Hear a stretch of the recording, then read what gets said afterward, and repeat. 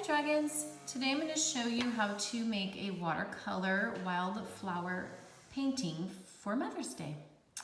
So what I did here is just, you have an option. You can use blue painter's tape and make yourself a frame.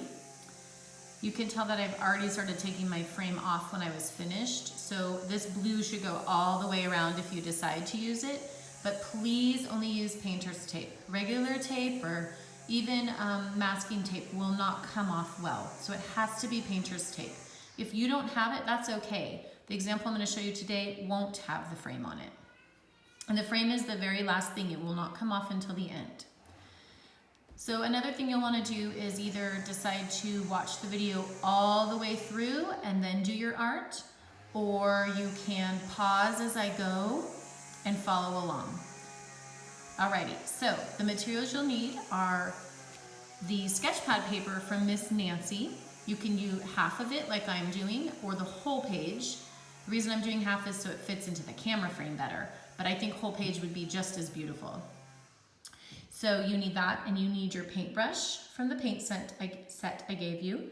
You need water, a paper towel or two, the watercolor set I gave you, a permanent black marker, and a pencil. You want the marker to be permanent because if you don't have a permanent marker, it will smear all over your page when you add water. If you don't have a permanent marker, using a black colored pencil would work just as well. Okay, let's get started. So you want to start with making stems of your flowers from the ground up. You can do 7 or 8 or 6. I would probably do at least 6 because you want to have a good amount of flowers on your page. Notice that they are not straight lines going up the page. They are almost looking like they're kind of blowing in the wind. So make them wiggly, but not too wiggly. I even made one that is going across the other flowers. That's fine too. I don't think you will want to do more than 8 because then there's too many flowers and it'll take up too much of the center of the focus of the painting, okay? So draw those on there. Make sure you have one really nice tall one. They are different heights, some smalls, some mediums. Okay.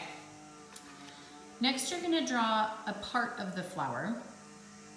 And in reality, flowers have both of these things on them, but we're taking some liberties and only doing them on, not on every single flower, basically. So this is called a stamen, and this stamen has these little dots on them, and the dots is what produces pollen.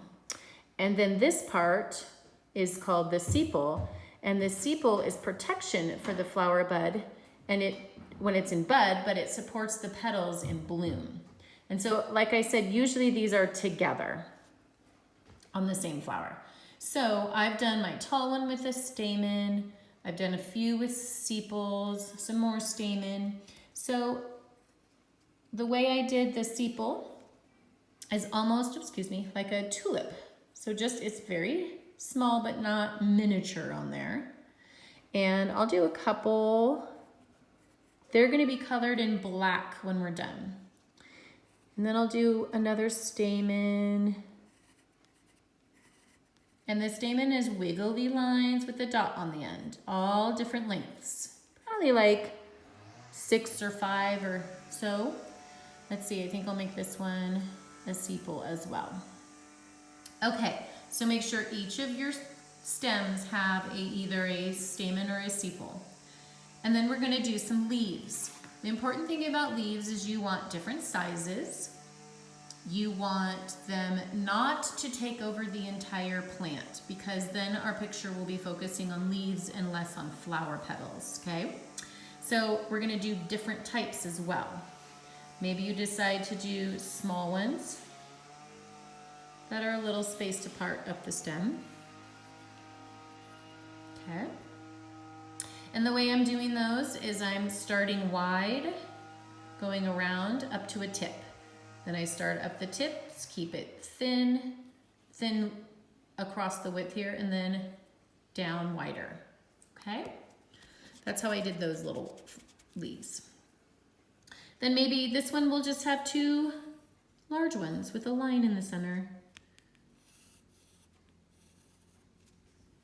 And then this one I'll do kind of skinny ones that are medium size all the way up.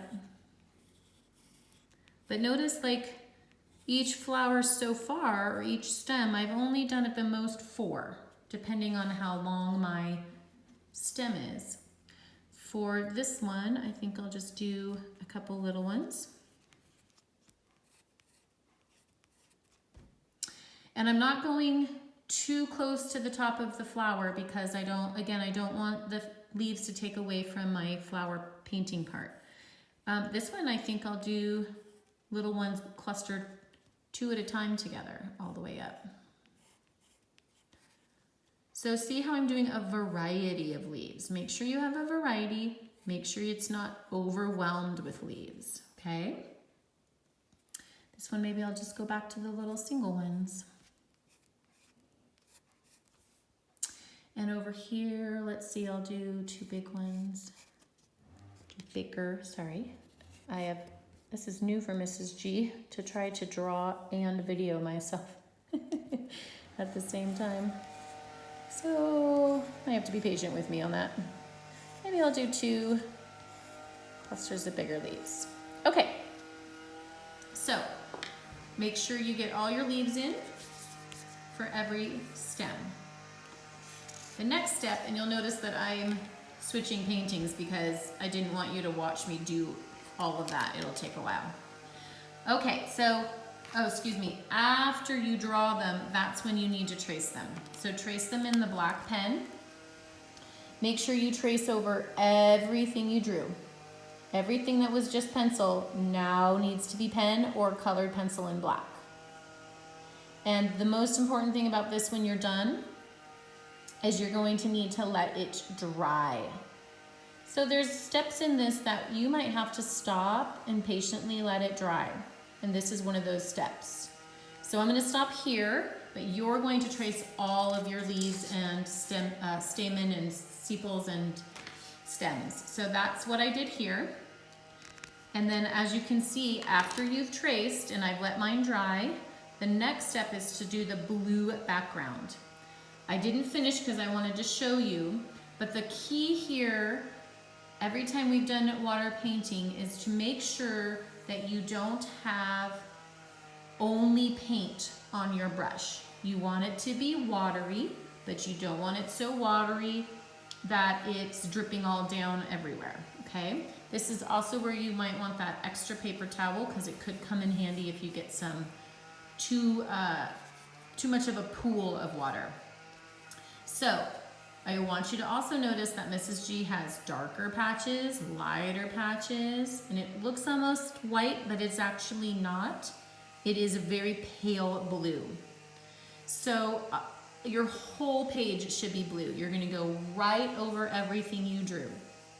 However, I want you to try to keep it kind of a lighter blue. You don't want it super dark or you won't be able to see the flowers later, okay?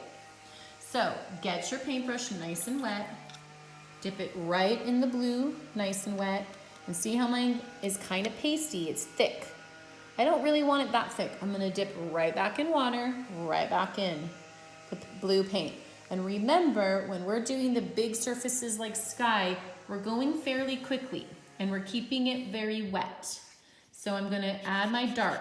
That is way too dark. So immediately I go to the water and I'm mixing my water in, and my water is spreading that pigment of blue around.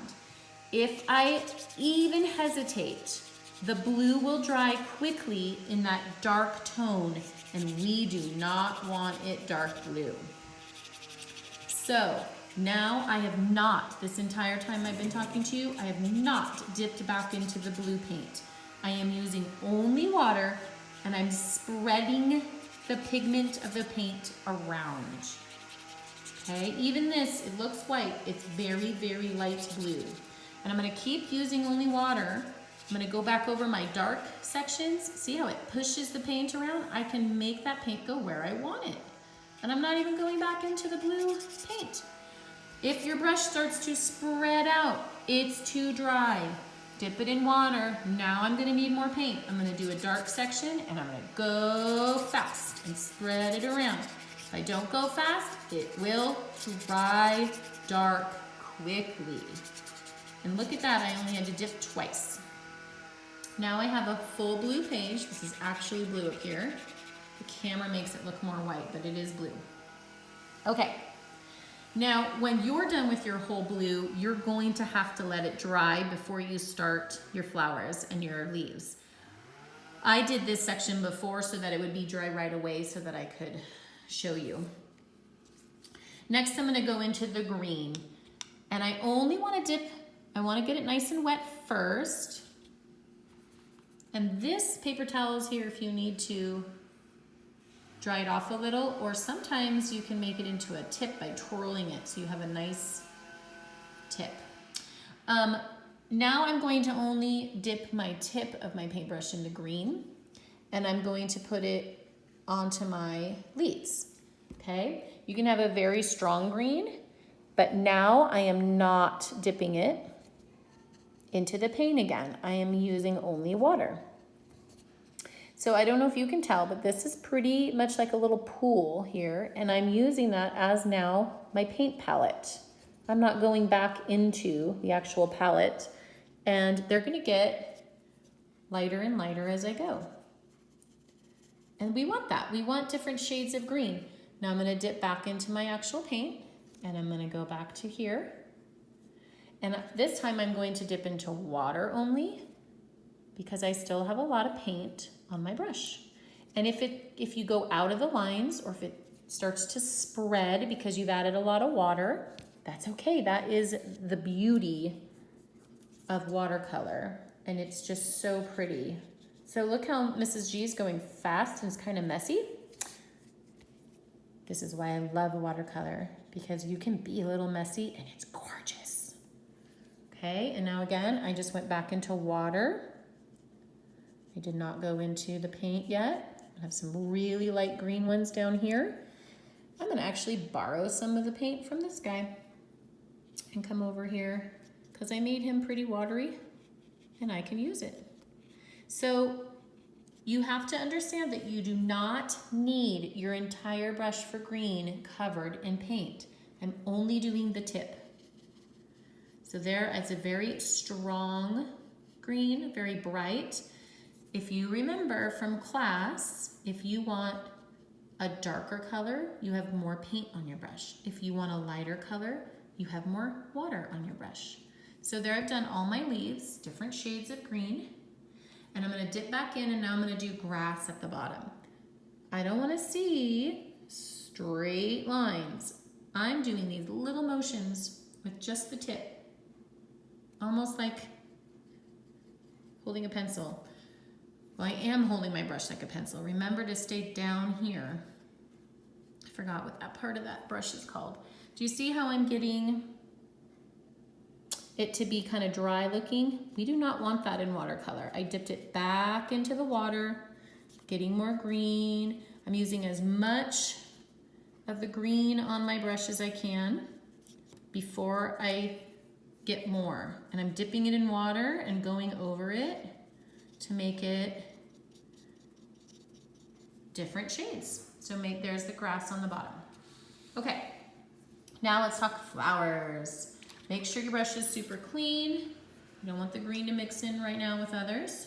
Okay, so I'm gonna use every other color besides green and blue and not brown or black for my flowers. So dip in water, dip in your color, get it nice and wet.